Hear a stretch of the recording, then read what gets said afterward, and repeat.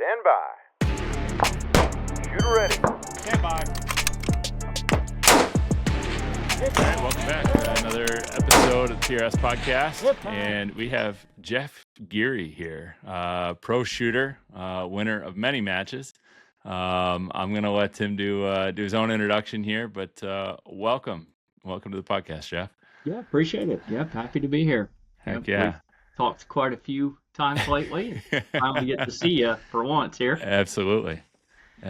For those of you guys that may or may not know, one of the best parts of being the director of the PRS is that after Pro Series matches or other big matches in general, I usually call the winner to wish them congrats. And Jeff and I have talked quite a bit recently, so that's a good thing. That is a good thing. Definitely good for me at least. But yeah. All right, so what? Quick background? Absolutely. Yeah, I want to hear the backstory of Jeff Guerry. How did you get to this place today? When did you start all this? And gosh, I guess I was looking back. I think I shot my first match in maybe 2018 now. So it's been probably 6, almost going on 7 years now. Yeah. It wasn't until probably late 2021 or so when I really started getting serious. The first 2-3 years, I just, shot 2-3 matches a year, just trying to keep it more as a fun hobby. Some of the guys I'd shot some with were getting burned out and quitting at the time and were just warning me, just don't get too much into it. You burn out quickly. So finally, I just realized I loved it and was passionate enough about it that, nope, I'm just going to shoot as much as I can. And if I get burned out, fine. But so far, that has not happened yet. I love being competitive. It's something growing up. I came from a pretty big sports family, tennis mainly. My dad played some professional tennis, and so we were kind of forced to do tennis growing up and spent summers traveling around doing tennis tournaments. So was always used to being competitive growing up, and then gradually just kind of got burned out on tennis, transitioned to golf, and got really big into that, and then just had bad sort of back stuff and a couple spinal fusions later. Couldn't really do golf. Just stumbled on to shooting a little bit. So K&M, I hadn't even heard of it, but looked it up and saw they had some long range classes, went and took one, and that was, probably towards the end of 2017, shot the gap grind the next year. Funny enough, I got disqualified shooting as an AM. Your first year? I blame my pro. That was Joey Hargrave's fault. I had no idea back then, the difference. Pro shooter, I thought, that was a classification. I'd shot a couple matches, done pretty well. I just had no idea that, I was not probably supposed to shoot as an AM that particular time. But it's a funny story. Me and Joey always joke about it when we see each other now. And that's pretty much, once I got into it, just been going ever since. Heck yeah. So let's talk some of the parallels between professional shooting and professional golf, professional tennis, et cetera, right? Because I think a lot of people understand like PGA, right? And there's traveling tournaments and, and I mean, you can golf anywhere, right? There's golf courses everywhere. And if you wanted to play golf twice a day, every day, or whatever, you probably get pretty good. But the elitist card holders, PGA members, man, it takes a lot of work to get there, right? That many, almost all of us can't put the time and effort in to get to that level of golf. Is it the same for tennis? I'd say there's more parallels with the golf than the tennis. Okay.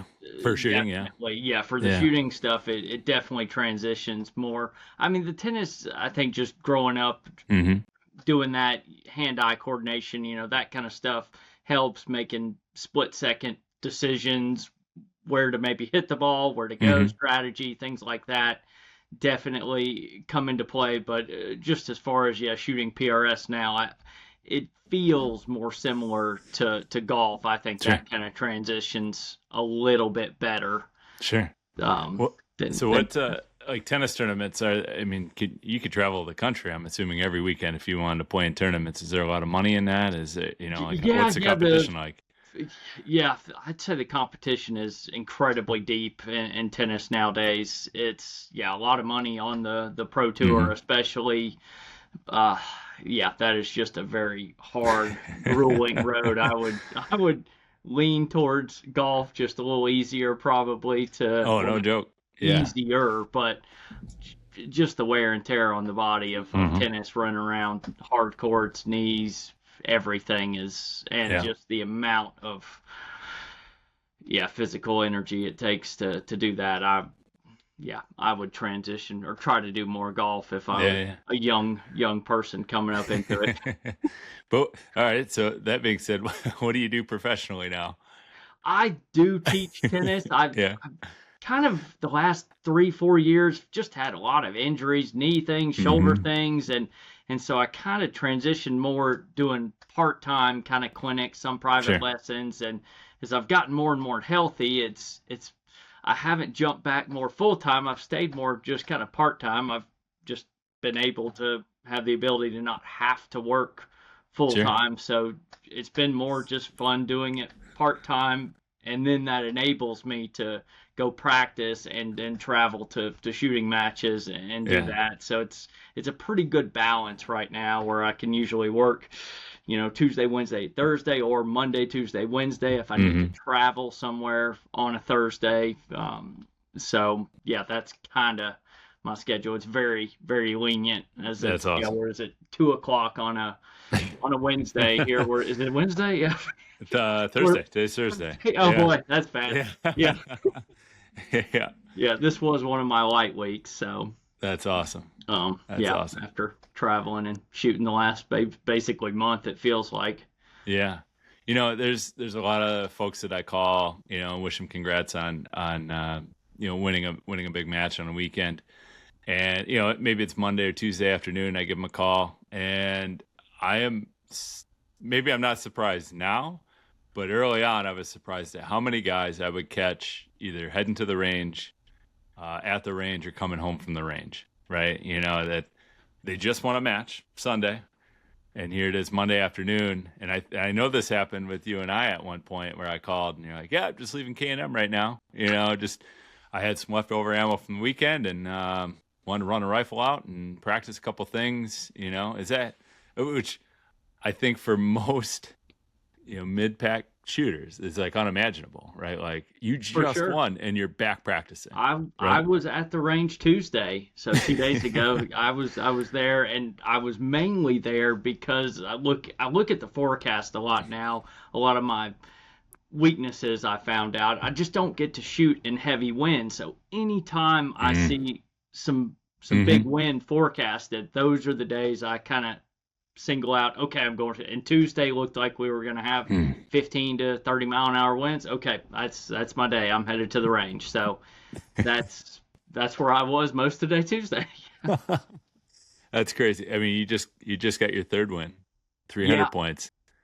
yeah, And shooting back to back weekends, and yeah, I guess I'm just kind of in a little rhythm, a little groove, but it just right. does not seem to get old or get boring. I don't dread going to the range, especially on days where I get to practice and do stuff that normally we don't have those types of winds Yeah. here in the southeast. So anytime I do get them, it's fun to do that and Yep. go practice in those. I think that's one of the things, right, that a lot of casual shooters. I would call myself a casual shooter. Like I Hmm. practice like just before going into a match, right? And that practice might be a little bit dry fire at home, and then go to the range and make sure that the rifle shoots good at 100 and good at whatever range I can shoot it at, right? But I think that's probably one of the main differences is that getting out and going through the rhythm of like match situations or practice situations in between matches, right? Like, when did that transition happen for you? I mean, I could probably look at your Precision Rifle Series um, profile here, and I would say 2021, you had a win in Magnolia Meltdown, right? Yeah, that was a fluky kind of. That was my first ever. I wouldn't say fluky, but that was just. I just was on fire that weekend. I was shooting with Shannon Kay. That was maybe one of his last matches that he shot, and it just felt kind of like a head-to-head battle going back. But yeah, I definitely remember that was my first one, and yeah, that was just kind of a fluky hot weekend. So it was not. I would not say that was the moment that. Yeah, I would say it was probably the year after that. It was summer of 22. Yeah. Maybe June. It was right around. It was the same time where I kind of hooked up with Randy Rachel, and he started doing my barrels, and it just all of a sudden, I think, I had maybe a first. I actually came up and shot your match, the Barrel Maker, and so I had a first or second, and then had the 22 finale where I tied Bushman there and missed the PRS skill stage shot that cost me a golden bullet. Yeah, that hurts.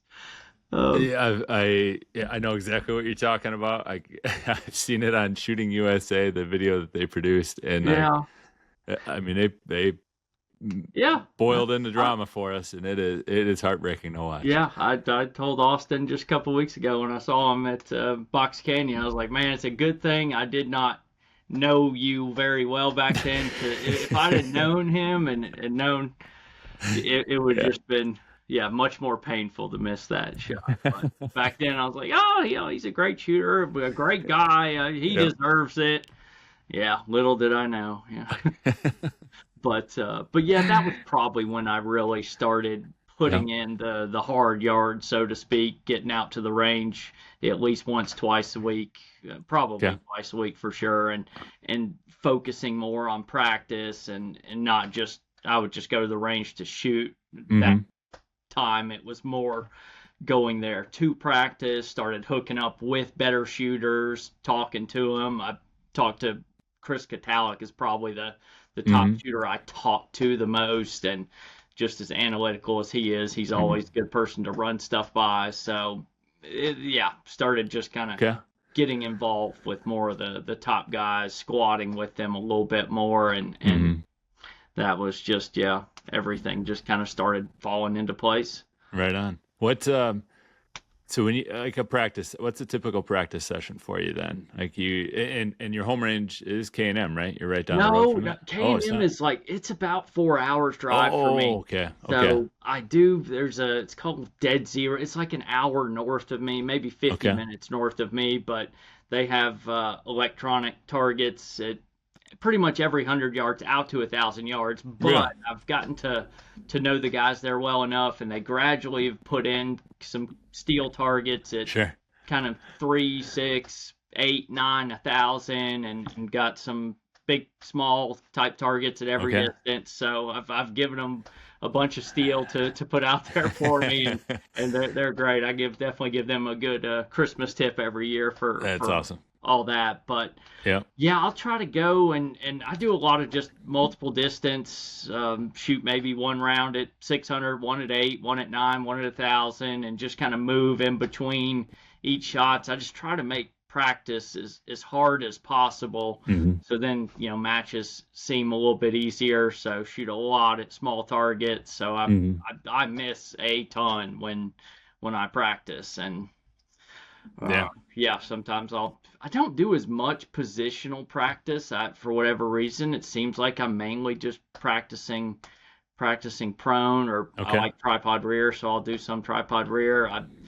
I think if I practice too much, it does kind of, my shoulder, I've had a few surgeries there, and if I do too much positional practice, it can kind of flare up a little bit. So I stay away from that too much. But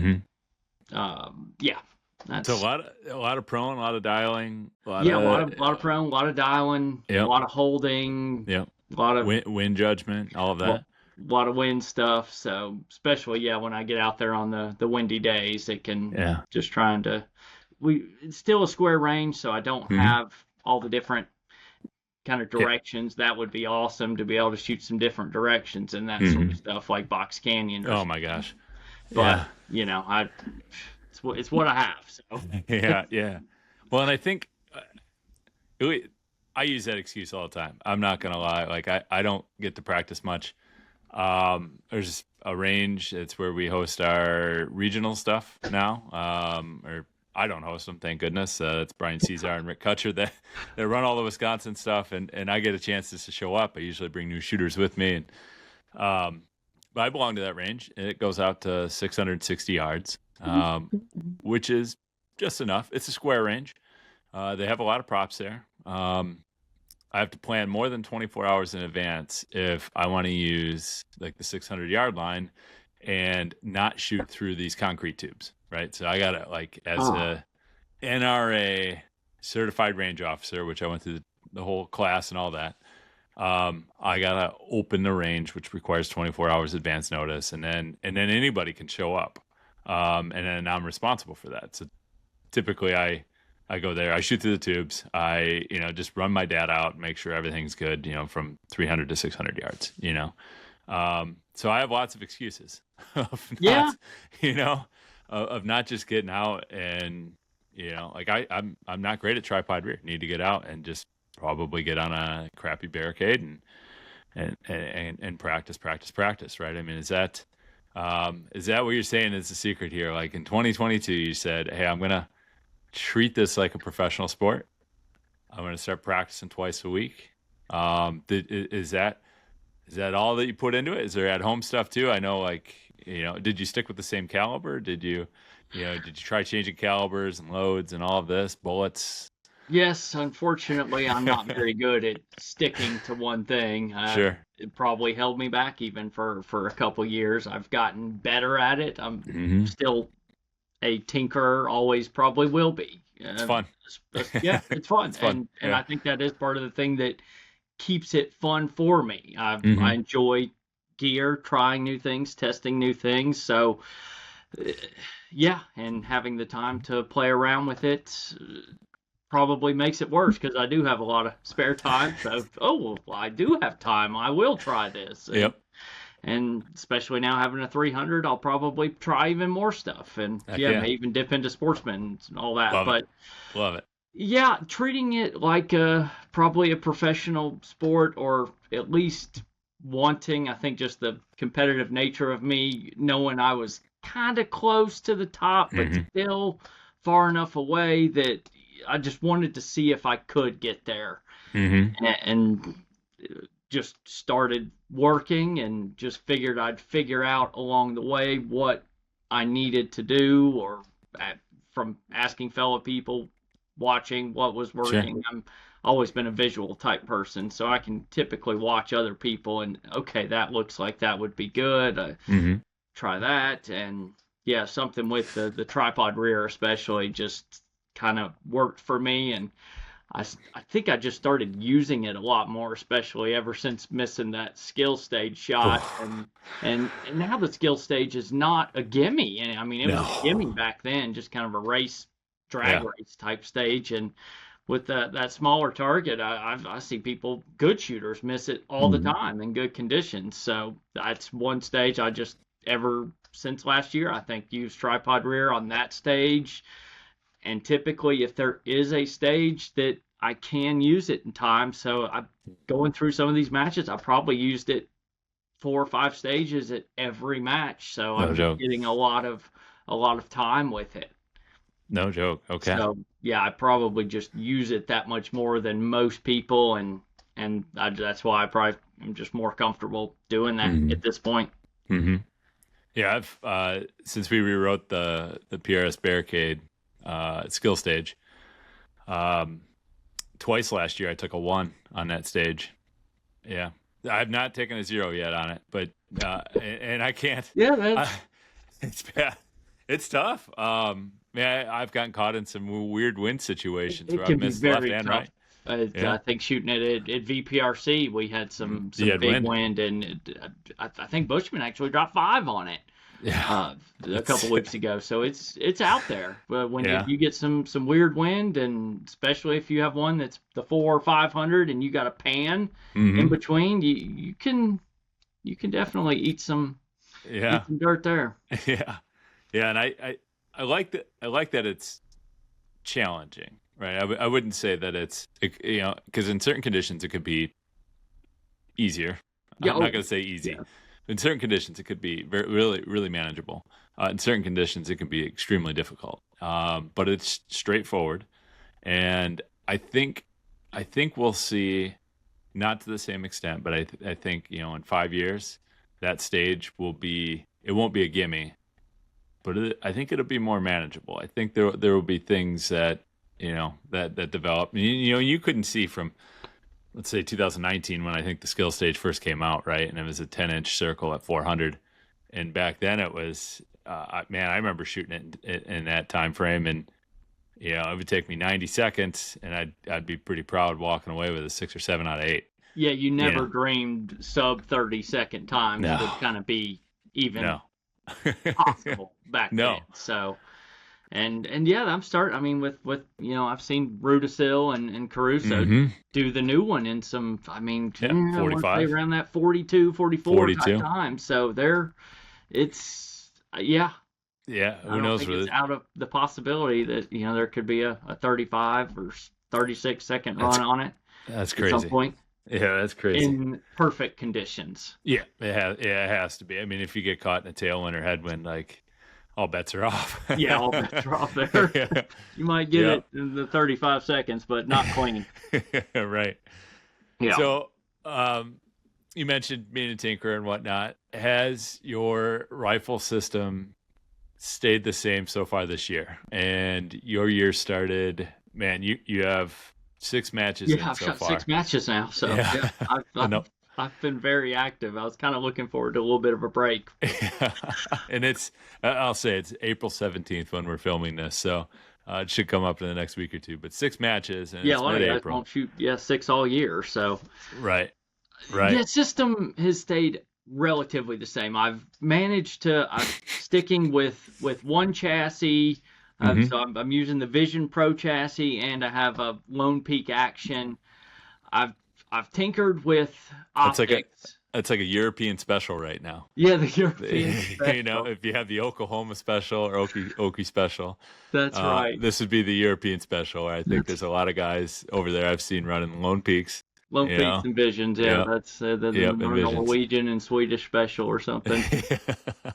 But let's see. So I've tinkered the optic a little bit. I've mainly run the Tangent Theta 5-25. Had that for the last 4 or 5 years. Mhm. Love it. I did get one of the 8-40 ZCOs, so I've used that a couple times. Love it. I do like having a little extra power on a couple, maybe the small target at distance. Some of the longer range prone stuff, I'll find myself cranking to 28 or 30 on some of those. So I've definitely gradually transitioned, and especially after listening to a few other people's podcasts. I know Catalit kind of shoots on max power 25 all the time, and that Anthony, the New Zealand guy, he seems like he shoots a little higher power. So I've been trying that and kind of liking it. So having a little extra power, that ZCO is really nice. Love the reticle, the 10 mil turrets over the 15 on the Tangent. That's huge. So I love a lot of things about that ZCO. So I'll probably use some more of that. But I also got a cert. I got one of those 5-40 Colossus on the way too. There you go. So we'll throw that in the mix here soon. Calibers or cartridges, mainly 6-dasher and 25 GT are kind of the two I've landed on. After playing around, I wanted something to kind of out west sort of wind gun. So I tried the 6.5-47, the 25-47, and the 6x47. Yeah, all 3 of them. And just keep sizing that brass down, right? That's right. Thankfully, I have to pay attention not to send the wrong one through the wrong barrel. So, but there was something about after I did try the 25 GT, that seemed to be kind of the sweet spot for me. Or I just happened to have a barrel that just seemed awesome. Rocks. Yeah. And so that's, as of the last probably 2 months, that's all I've shot is either the 6-dasher or the 25 GT. And so that's is probably as good as I can get, is down to 2 cartridges. Same chassis. Bipod. Don't mess with that. Trigger. I'm using just one trigger. So the brake. I've tinkered around with the brake. I'm now using the Botnia Well, maxi, this, that big honking yep, I thing. have one of those. Oh, you got one? Comes in Okay. a fantastic case too. Amazing box. Uh, The packaging on that yes, is next level. It's I, so say I got mine nearby if you didn't I have I yours. happen to have it here. So this Tobias Tobias, Lundgren. yes. Yep. So I had a chance to shoot with him at Viking Trail last year, and Okay. it was pretty cool. So the Viking Trail in Norway is a 3-day match. After day 2, going into day 3, they squad the top 10 or 12 shooters together, and we ended up getting squatted together, and got So to know. you were Yeah, in the top 12 I after actually 2 was. days? I was Well fourth done. after day 1. You should ask Clay where he was after day 1. So I had like, it's embarrassing how many points up I was up on Clay after day 1. I got some really good wind conditions where it just held for long enough, and I was able to run some stages pretty good. But I gave all that back and then some to Clay. I Oh, mean, he was on a tear day 2 and day 3, but I got to shoot with Tobias. but shot with Awesome dude. Tobias. Okay. This is the Botnia solution brake. I mean, for a brake to come in a Pelican like case, right? Yeah. Boom, you get your instruction manual, and then the brake and a tool and a level, like and So the you and, have not used it yet. not yet. No, Of I've course, been shooting. that would not be. I mean, that's going to weigh your rifle down. So Yeah, it's sportsman's exactly division goodbye, probably. right. It probably. So I think this is a cast brake, which I heard it was 3D printed. it could be 3D printed. Yeah, it definitely. It looked like a cast one. I agree, but Yeah, it has. somebody said it was 3D printed. It And I could be, remember being yeah, amazed. 3D printed steel, but there are definitely features with this brake that you can't machine in. Like, there's things I look at that, I'm like, well, that's impossible to machine. That's a great design, but yeah, 3D printed makes sense. Yeah, really, we're gonna see. I know that Shane Ward's been playing with them down in Texas and has been posting a lot of pictures and stuff of it, and a lot of guys, because of this big flat surface on top, they'll stack up pieces of brass, Oh empty yeah, brass, and then shoot off a barricade, and the brass doesn't go anywhere. And like yeah. that says a lot about what that brake might be able to do.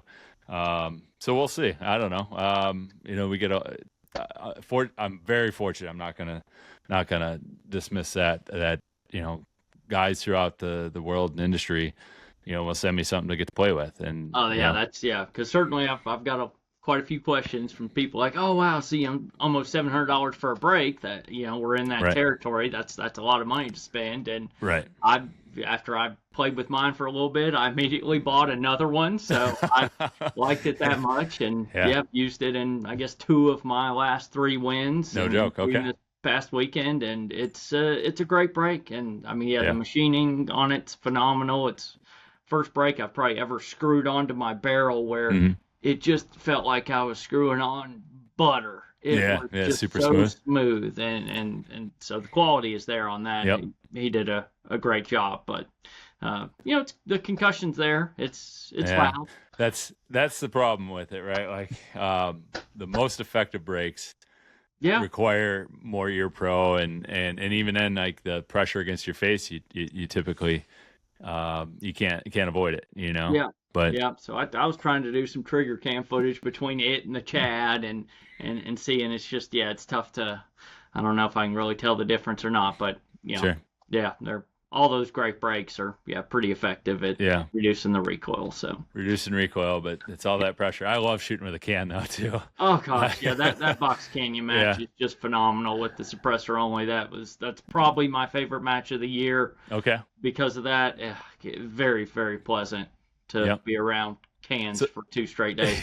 Right. Yeah. And so let's talk about the last 3 matches, right? So March 22nd, Okay, VPRC. VPRC. Yep. Yep. April 5th was Box Canyon, and April 12th was Clinton House, right? So 2 of those East Coast matches, right? So, ones that are in your backyard. Good shooters at those matches. Those weren't gimmies, right? No, I did not realize how many good shooters were at VPRC. I showed up and it's like, oh wow, there's Bushman came over here. Did not know that. And Sanowski was there, and Ryan Beck. He's just been on a tear, killed it at the finale, so he was good. And Derek Beck. Yeah. It was definitely some. I think Keith Baker was there. Yeah. It was tough match, and then we got the 20 to, I think somebody clocked a 35 mile an hour wind even on Saturday. It was nuts. That's crazy. It wasn't the most wind I've ever shot in, but it was the most switchy, from where it was kind of sometimes at 4:30 or 5, and then it would switch to 7 o'clock. So I had one stage, it was my worst stage of the match. I think I dropped 5 or 6 shots where I started about 4/10 right, and then immediately had to go to 7/10 left, and then had to go back to 4/10 right. Wow. It was wild. So I've one of my recent matches I shot, and I was shooting Sportsman at the time.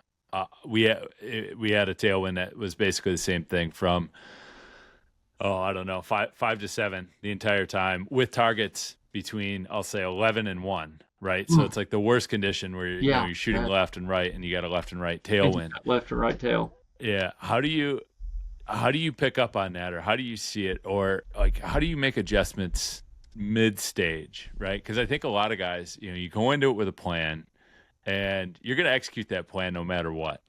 Right, like no matter what the conditions do. And that's where they end up dropping 8 out of 10 or something like that, because that 4/10 right isn't holding, okay, go to 2/10 right, but not, you wouldn't think like a full mill. Yeah. How do you do it preemptively? I mean, is there? I don't know, honestly. I think that that's where I'm just gonna miss, and I did miss. Okay. I would try to take a split second on that one. The Mirage was telling the truth, so if you had time, you could look and say, okay, the Mirage just switched, I'm going back. Okay, it's switched again, or it's let up. Just enough that it would give me an idea. But on that particular one, it was just too dramatic for me. I don't know how you do that on the clock. Right. So I'm just missing. And hopefully seeing. So let's say it's 4/10 right. You said 8/10 left. About 7/10. 7/10 left was what I needed one to hit with. Yeah. Okay. Something like that. Are you? And I know you can't anticipate that necessarily going into that stage. Shooter ready. Type of thing. I think so. Are you dialing or holding all of that? Like, how do you keep up with all of that?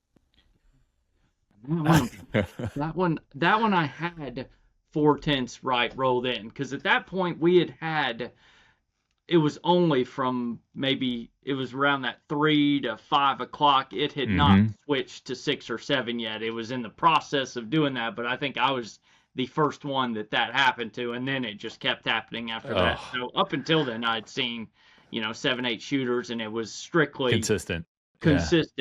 And 1 to about 5/10 right seemed like the right number. So on that one, I did roll it in, and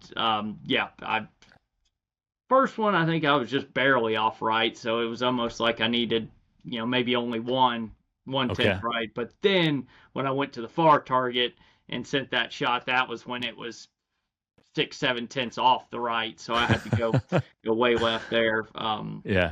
At that point, I think I just rolled it all back out to 0, and then just tried to hold. Watch the Mirage and be like, okay, that looks like it's picked up a little bit. We're going to hold the 6 left, or looks like it's let off. We're only going to do straight, and then, it's switched back. Now we need, but typically it was just, honestly, I missed and just adjusted and just tried to shoot fast and make a good correction quickly. But that was unique.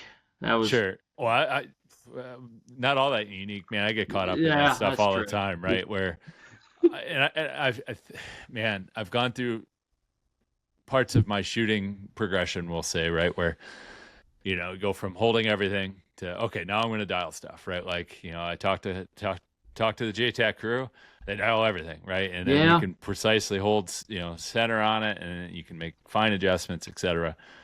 And I totally agree with all that. But Yeah. there's something between my brain and my hand that I can't make sense of it in enough time. It's probably a practice thing, but in that situation, I got 4 right dialed into it, and I need 7 left.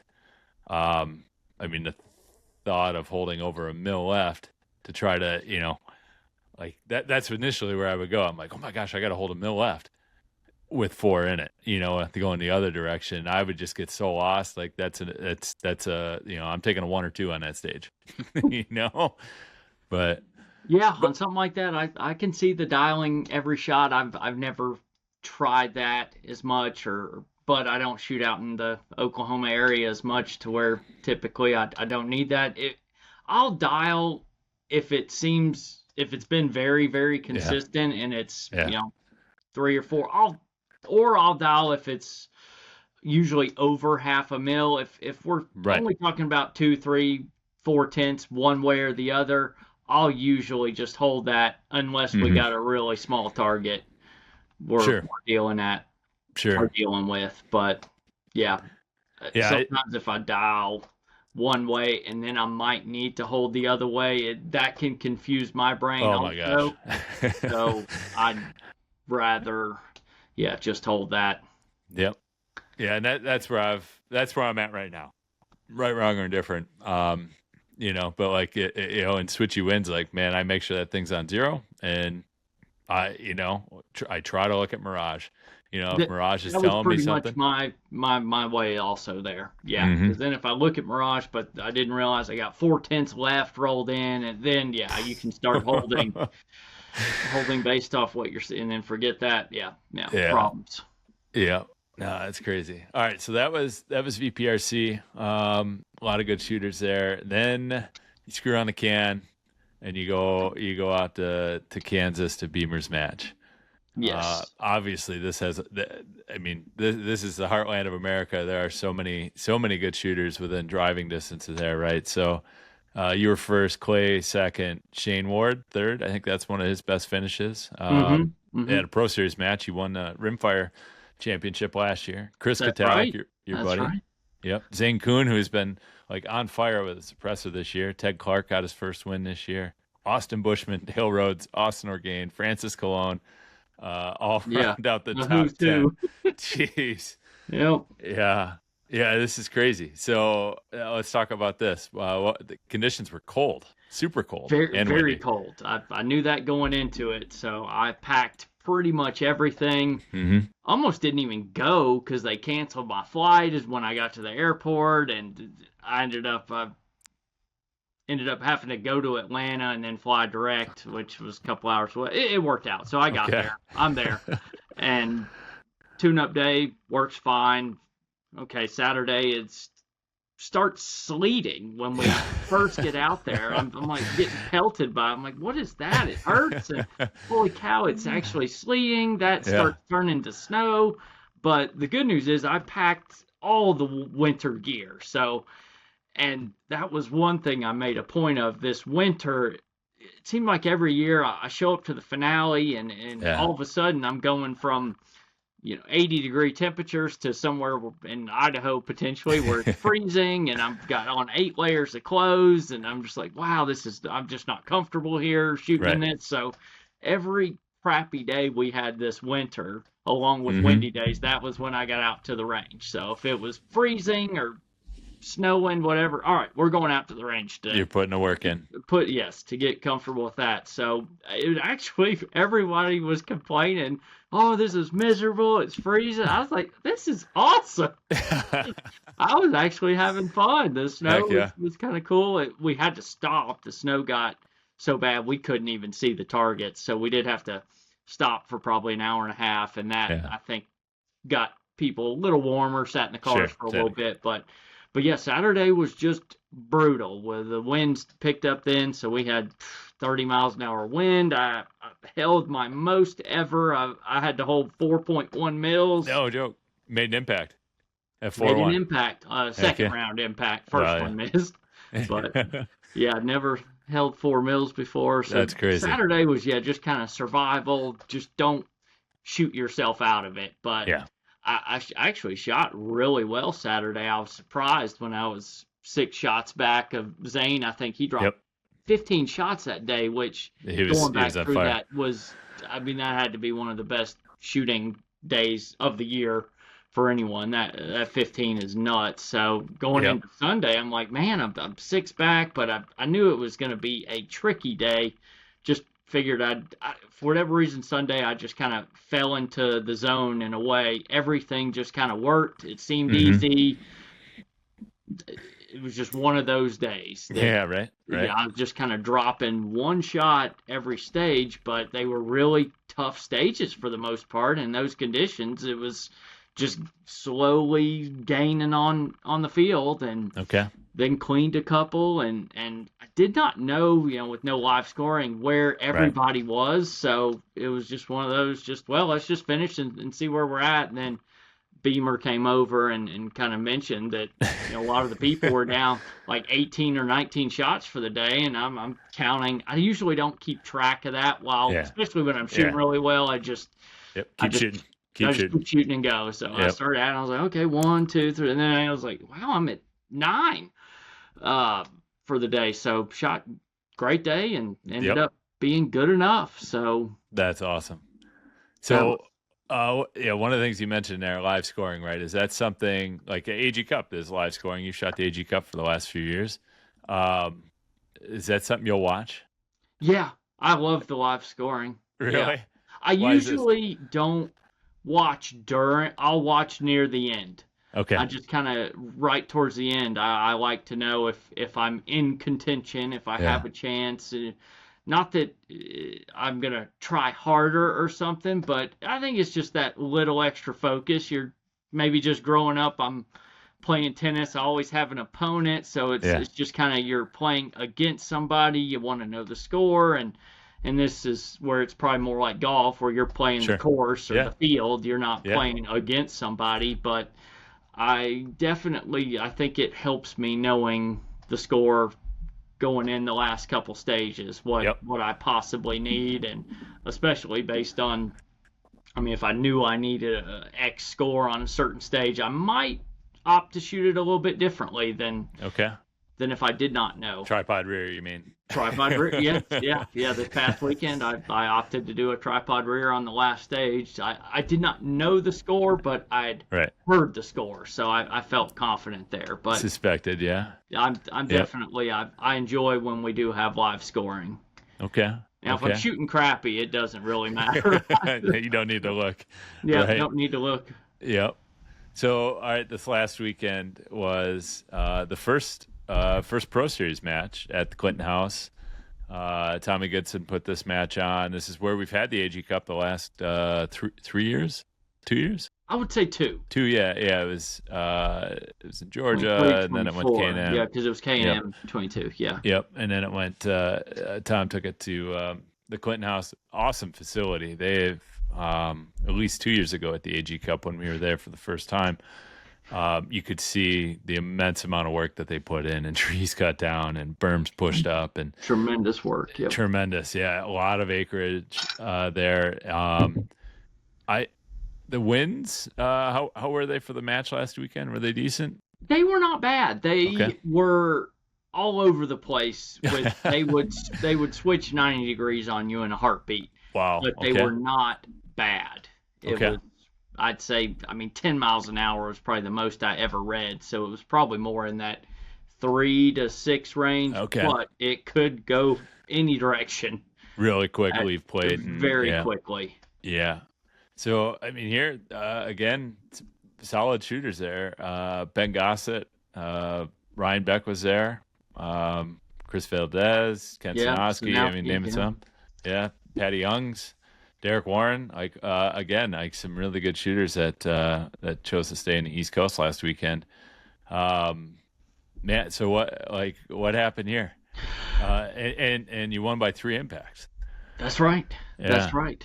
Yeah. At this point, I think confidence is definitely playing a role. Whereas, last year with so many ties and kind of losing that way, it was almost mentally, was waiting for something to go wrong last year towards the end of a match, whereas Sure. so far this year, I've just been kind of in the present and just shooting every stage and not really worrying about any of that. Everything seems to be going well. So day one, everything I actually shot great day one. So that's probably where. But Matt Sprouse did also. We were tied after day one, which Yep. I know he shoots at that range a lot. That's pretty familiar with him. But I'm not gonna say I was surprised, but I shot about as well as I could have. So I felt that I might have a little more lead than I did have.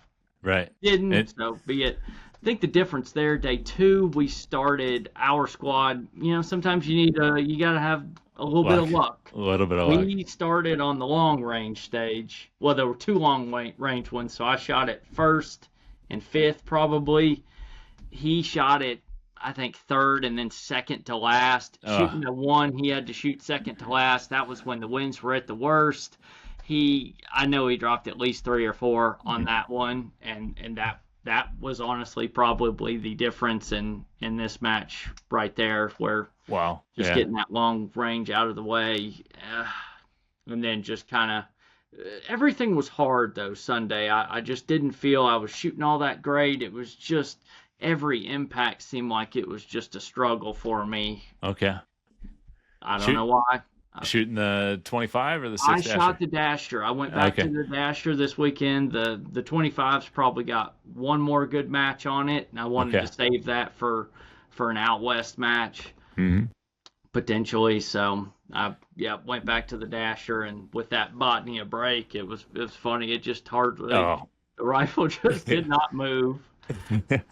Right. And you shot that one with the trigger cam, so I was going to try to put all that together into a video at some point. But so yeah, let's talk about that. You publish on YouTube, right? Yeah, like a lot of these. I'll throw them together and stuff. Yeah. I don't do a huge production. I'll just usually put a picture of the stage and then the video of the stage. I'm not doing a huge production. I don't have a camera recording me shooting. It's literally just the trigger cam thing. So I've got a lot of people, and it was something I really wanted coming up. I was like, man, it'd be cool to see through the reticle of some of these top shooters, like what are they doing? And so that's kind of how it first started, and it does probably inhibit performance potentially a little bit. Sure. It's not quite as clear. It's not quite as clear, and it can be a little darker. So having the score, the 299 something, I'm like, well, if it screws me up, that's one match, so be it. But we had bright, sunny conditions, and it just did not. I don't think it hurt me at all this weekend having it on there. You shot the whole match with trigger cam recording. Yep, every shot's on there. That's awesome. Yeah, so hopefully you see some activity then when we post this. Like, guys, go over and take a look at that. Yeah, we'll definitely see. But especially your last stage, right? You were explaining this to me on the phone, and then I watched your post about it, right? So 90-second stage, was it? It was a minute 45. Minute 45. Thankfully. If it was 90, I don't get off the last two. That's for sure. Right. So you spent you said the first 45. Well, I think it was like 40. I'll have to look at the mark. 40 seconds or so before I got off the first shot. It may have been 35. It felt like a minute. Yeah. It maybe wasn't quite 40 seconds, at least 30 of just back and forth. The book here, it said the target was at P. They had a big sign there that said it's at G. The RO said the target is at G. I think Tommy in the match brief, it's at G. So I've had 3 or 4 times to say targets at G, but still I'm thinking targets at P. They're tires, they're kind of wobbly, and we're talking so much about doing tripod rear on these tires that I just was not really focused on looking for the G placard. Right, and they were kind of a little low and off to the left. They were hidden just enough that it was hard to find. And boy, I was panning back and forth, and I was starting to wonder if I was not going to find them. I really, which is just so stupid on a square range, basically, that they're they're right out there. Right. Right. It's just silly to not be able to find them. I didn't know what was going on. So you'd looked at them. I'm assuming you'd looked at them I through watched binos. probably 3 shooters shoot it. Jeez. Yeah. So I was sitting there watching it. I just didn't notice the G off up in the corner, but I knew about where they were. That was just not even close to on my mind that, well, let me get a good landmark of where these targets are. It was and what placard. And when it was just, okay, the target is that direction, and then everything else was just, okay, I got enough rounds. I'm going to use tripod. The tires, a couple of them were kind of canted, and with the plate bag, I was wondering, is it going to wobble? So do I need to put a bag on? So everything was at the stage that I was worried. I was not focused on out there where they were. The wind was just kind of goofy, and people were saying if you missed, you could not see where they were. So now I'm like, oh boy, if I shoot and don't see, what am I going to do? It was just a bad fit. I just stumbled across that line. Right. Yeah, I stumbled across, but still won by 3 impacts. I saw the video that you posted on that. It's not funny, but it's funny, right? I mean, for somebody who had shot so well all match, then you watch him struggle for a second on something you shouldn't be struggling on. No, that one should have been fairly routine, but it was one of those. I was like, I want people to at least realize that even some of the top guys can have complete, somewhat meltdowns. Right. The score. Now, if you look at the scorecard, we got a 9 on the last good stuff, but no. Yeah, I did. You only did it in half the time too. Yeah. Man, yeah, it's cool. I hopefully you get all that posted, and at the same time that this goes live, which will be in the next week or two. People go over to Jeff's YouTube channel. What do you know what the name of the channel is, or can you tell us the name of the channel? I think it was just like my PRS matches or match or something. Okay. That was a while ago. I just created that, and I honestly have not spent much time. That I'm not computer savvy at all. I don't know how to do much of the editing stuff. It's probably poorly. I'd probably be better off just to send the footage to someone else and let them put it all together. So no, that's all good. I think you're onto something there, though. The trigger cam footage and watching where people are breaking shots or how you're making adjustments, right? Like in windy conditions, and it's a shame. It would have been, I think, a really cool thing at a place like Box Canyon, or that would have been, I think, neat for someone to see. At a place like that. But I do think, newer shooters, I do get that a lot, where they want actual match type footage or see what it's like, so they know what to possibly expect. Yeah, or what the pros are doing, what kind of adjustments you guys make on the clock and all that. Yeah, and then they'll probably realize, be like, wow, I can actually do this. It's not that hard. Yeah. Maybe. Maybe. I mean, they don't realize that you're using a tripod rear, and that takes a little bit of mastery to possibly. Get that I did get a couple be like, how are you so stable on the tires? Oh yeah. Yeah. So all right, so that's 300. Yep. You kind of mentioned maybe some other plans. It's April. It's mid-April right now. You could take off the rest of the year, right? Which I think would be foolish, right? Like you don't want to just turn up or whatever and wait for the finale. Ice yourself, so to speak. There's lots of things you could take up golf again, right? Or like we joked about, maybe shooting sportsman division, right? 6'5", 13 pounds, lots of recoil. I would love to see somebody shoot a match with a trigger cam.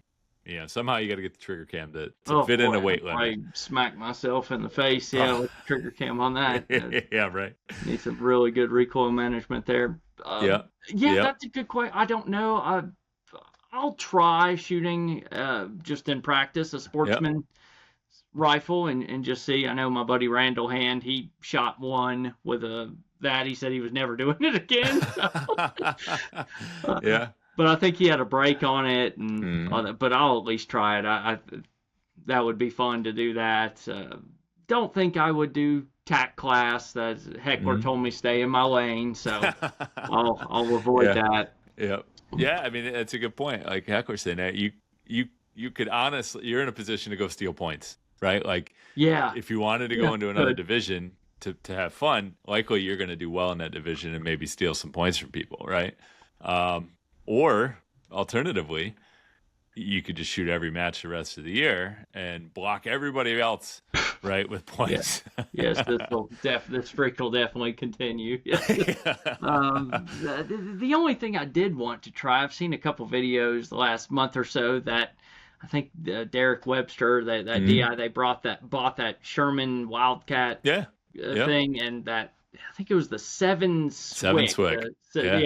Shooting a 190 grain at like 2600 or something, and best I could figure, it seemed like a 6.5 by 47 case, maybe necked up to a 7, and then the shoulder was maybe bumped out. But I was gonna call him and said I would like to just try that and see how much recoil that really had, if it was just a deal breaker potentially on paper, plugging in that 190 in the Kestrel. It was intriguing. Especially super slow. Man, I've shot a 25 GT now for the last couple years, and at one point I was my gun the load was perfect at like 26, 25, and then I used Thorough Clean on it and scrubbed the ever living daylights out of it, and then it shot like 2575 or something like that, and it died at 2575. It just stayed there the rest of its life. But wow, 25 GT.